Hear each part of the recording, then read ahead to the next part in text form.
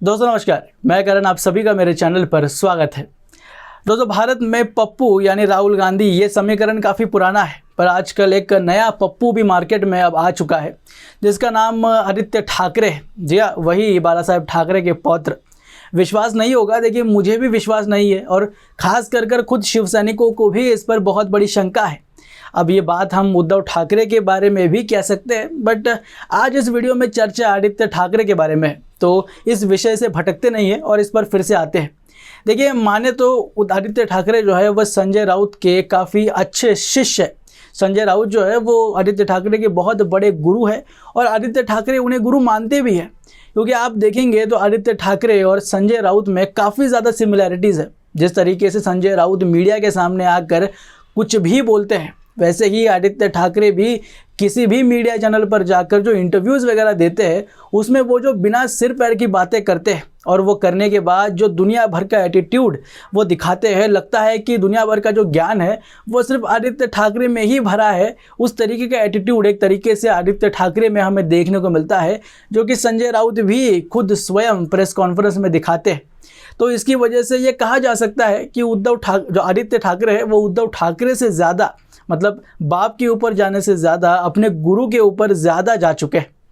अब जब उद्धव ठाकरे मुख्यमंत्री थे, तब एक तरीके से आप देख सकेंगे, आपने देखा होगा कि आदित्य ठाकरे जो राजपुत्र की तरह बिहेव कर रहे थे। एक तरीके से लग रहा था कि उनके पिता जो मुख्यमंत्री है वो महाराष्ट्र के सेवक ना होकर राजा है, और उस राजा के पुत्र यानी आदित्य ठाकरे जो है वो राजपुत्र की तरह एक तरीके से सोसाइटी में बिहेव कर रहे थे। आप अगर देखेंगे तो कितने सारे केसेस में उनका नाम था, मतलब सुशांत सिंह राजपूत के नाम केस में उनका नाम, ड्रग्स की लेन देन में उनका नाम हो गया, अरे गरीबों की खिचड़ी में जो स्कैम हुआ उसमें भी आदित्य ठाकरे का नाम।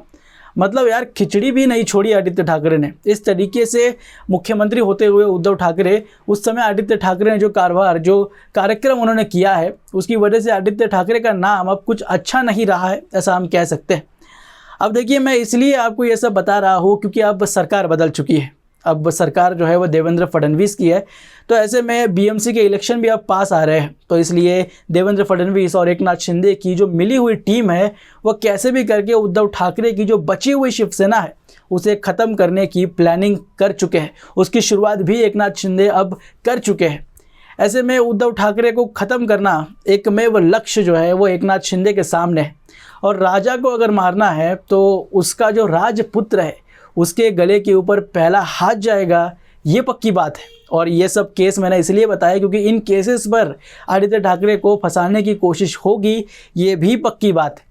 क्योंकि दोस्तों, आदित्य ठाकरे इतने चल विचल हैं, जब से आप देखेंगे कि जो परिणाम आए चुनाव के, उसके बाद से जो बात करने का ढंग आदित्य ठाकरे का बदला है, जो उनके बिहेवियर में बदलाव आप अगर देखेंगे, ज़्यादा नहीं, आज सुबह का ही उनकी प्रेस कॉन्फ्रेंस या जो उन्होंने बाइट दी थी उसमें ही देखिएगा, वो जो हलचल या जो दिखाई दे रही है ना मन में, उनके एक तरीके की जो तड़प दिखाई दे रही है कि हमारी सत्ता आने वाली थी, नहीं आई, मुझसे एक बहुत बड़ा चांस मिस हो गया, इस महाराष्ट्र पर मैं राज कर सकता था, वो एक चांस उनसे मिस हो गया। वो तड़प आज भी उनके चेहरे पर, उनके बोलने में दिखाई देती है, और वो डर भी है क्योंकि देवेंद्र फडणवीस और एकनाथ शिंदे अब आदित्य ठाकरे को छोड़ेंगे नहीं, ये पक्की बात है। क्योंकि जिस तरीके से 2.5 साल में, फिर जब एकनाथ शिंदे का रूल था, उससे पहले भी महाविकास आघाड़ी का जब राज था, तब जिस तरीके से आदित्य ठाकरे ने जो परेशान किया है देवेंद्र फडणवीस को ले लीजिए, और जो शिवसैनिक जो विधायक उन्हें छोड़ कर गए उद्धव ठाकरे को, वो क्यों छोड़ के गए? वो इसीलिए छोड़ कर गए क्योंकि आदित्य ठाकरे खुद को शिवसेना प्रमुख बनाकर, मतलब वो थे नहीं बट मानकर, जिस तरीके से उन विधायकों पर राज करने की, अपनी एक आदेश मनवा कर उनसे लेने की जो आदत आदित्य ठाकरे को पड़ चुकी थी, उससे परेशान होकर ही कहीं ना कहीं ये विधायक बीजेपी की ओर गए। क्योंकि देखिए, बाला साहेब ठाकरे के समय से ही आदित्य ठाकरे को एक सत्ता में रहने का आदत है, क्योंकि बिना सत्ता के रहना आदित्य ठाकरे के स्वभाव में नहीं, जैसे शरद पवार का है। पर शरद पवार ने वो सत्ता खुद के दम पर हासिल की है, चाहे वो धोखा देकर दी हो, पर आदित्य ठाकरे को वो सत्ता जो है, वो राज, वो संपत्ति जो है, वो बचपन से ही अपने आप कुछ किए बिना मिल गए। अब आदित्य ठाकरे के पास ठाकरे सरनेम होने के अलावा और क्या कर्तृत्व है, इस पर सभी को शक है। क्योंकि देखिए, शिवसेना जब सत्ता में नहीं थी तब बाला साहेब ठाकरे का ऑरा ऐसा था, उनका नाम की पावर ऐसी थी कि शिवसेना सत्ता में ना होते हुए भी मातोश्री एक प्रति सरकार महाराष्ट्र में या मुंबई में चला रही थी, ऐसा आप मान सकते हैं। तो उसके बाद जब बाला साहेब ठाकरे का देहांत हुआ, उसके बाद उद्धव ठाकरे जब शिवसेना प्रमुख बने, तो उद्धव ठाकरे में वो दमखम नहीं था। बाला साहेब ठाकरे में जो मौजूद था, जिस तरीके से उन्होंने पार्टी चलाई उद्धव ठाकरे ने, वो शिवसेना की पकड़, जो गांव-गांव में शिवसेना फैली हुई थी, जो शाखाएं थी, उन पर से उद्धव ठाकरे का पकड़ कहीं ना कहीं कम होती गई। और जिस तरीके से अब शिवसेना के 2 टुकड़े हो चुके हैं, उसके बाद उद्धव ठाकरे और जो परिणाम आए, उसके बाद उद्धव ठाकरे जो है वो अपनी बची हुई शिवसेना को फिर से खड़ा कर पाएंगे, इस पर शंका है। और अब इतने बड़े बड़े दुश्मन जो उद्धव ठाकरे ने बना लिए हैं, देवेंद्र फडणवीस और एकनाथ शिंदे, वो फिर से उद्धव ठाकरे को शिवसेना खड़ा करने देंगे, ऐसा लगता भी नहीं है।